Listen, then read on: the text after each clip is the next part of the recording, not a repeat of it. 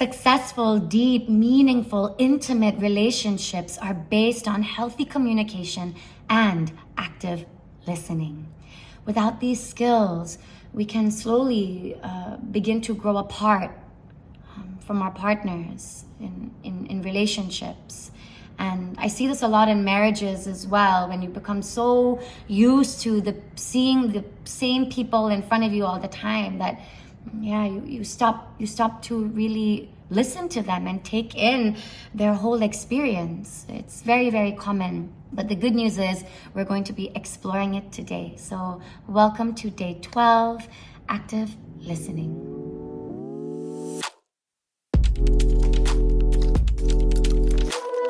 You know, even though I have done so many certification programs, I've been coaching now consistently for the past 3 years, I noticed that with my family members and with people that I'm very close to, like even Mohit sometimes, when we get into a heady topic, I notice that I can very quickly drop out of my active listening and I go into defense mode. Like, even as the person is sharing, I can feel like my response at the tip of my tongue, ready to go as soon as the person stops. And I have to remind myself again and again all the time, like, okay, pause, take a breath. Put yourself in their shoes. Try and understand their experience, their perspective of things. Offer compassion, offer empathy. And it's a skill, it's a practice, right? Even now, recently, I had a very heated conversation with my mother and father. This was just a week ago about something, and I could notice when they were speaking to me, I could notice like these emotions coming up from my belly. I was starting to feel like really angry and irritated and unheard.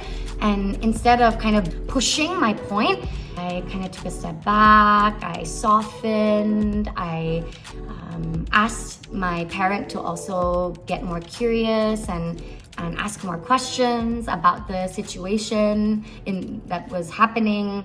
So yeah, it's a skill that even I'm consistently working with. I find that for myself, it's much easier to actively listen with my clients and with strangers and friends rather than with very, very close people. But it might be different for you. That's for you to explore. So let's get into the practice.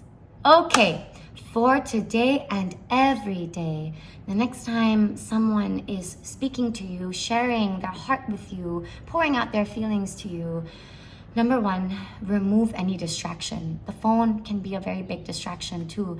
I think I read somewhere how, if you're at a dinner table and your phone is placed on the dining table, people feel like they're not being heard.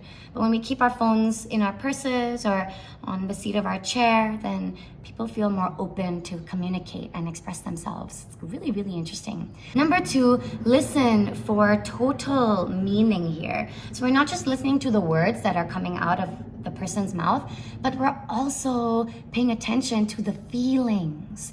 You're paying attention to their body language, their posture. Are they facing you or they're kind of facing away from you? Are they making eye contact or they're looking away? That being said, make eye contact. Look into their eyes, Or if that's really uncomfortable for you, if it's, it's bringing up a trauma response, then just sit closer, maybe move a bit closer to them. After the person shares, instead of immediately, sharing your response, reflect back what you heard. So this can be like summarizing what they said or paraphrasing what they said, repeating what you heard, something that maybe, came across to you very strongly. This kind of takes a little bit of effort here because we have to kind of dive in deeper and see, okay, what part of their share actually connects with my feelings? Have I felt this way before? Or can I empathize with them? It not only helps you kind of clarify more about what the person's needs are, but it helps the opposite person actually feel heard and feel seen. If you do not know what to say back, please do not divert the conversation. Always offer empathy in first, not sympathy.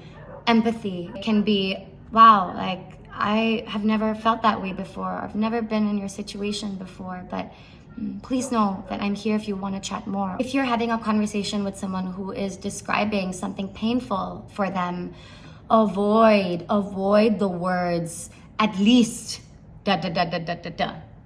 That's probably the worst thing you can say to someone to invalidate their experience, completely disempower them.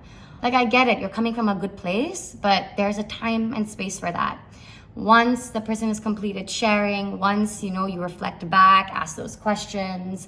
The 3 principles of active listening are paying attention, listening to understand, so non-judgmental listening, not trying to solve a problem and finding a solution, okay? And lastly, providing feedback, only when necessary.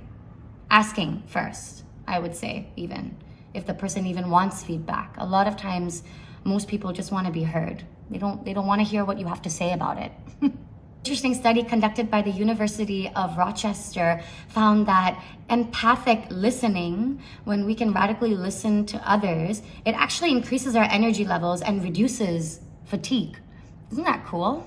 Researchers have also found that active listening and showing empathy allows partners to feel, more trusting. And because of that, they feel more open to kind of facing and resolving the situation or the conflict at hand, instead of disassociating, running away, or finding blame.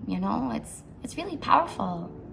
I hope you enjoyed today's practice, and remember that every time you're in a conversation, to practice, being fully present with that person, showing empathy, and keeping your mind and your heart open, knowing that there are so many positive outcomes that come from this, all right? So again, just like anything, it's a skill. It takes practice. You're not going to get it the first time, especially if you're very used to cutting people, interrupting people, talking over people. Okay, it's going to take time. But every little bit counts. Yeah, even 1% progress counts. Thank you so much. I'll see you in the next video. Don't forget to like this video, subscribe if you haven't already, write a comment below. I'd love to hear from you, and see you soon.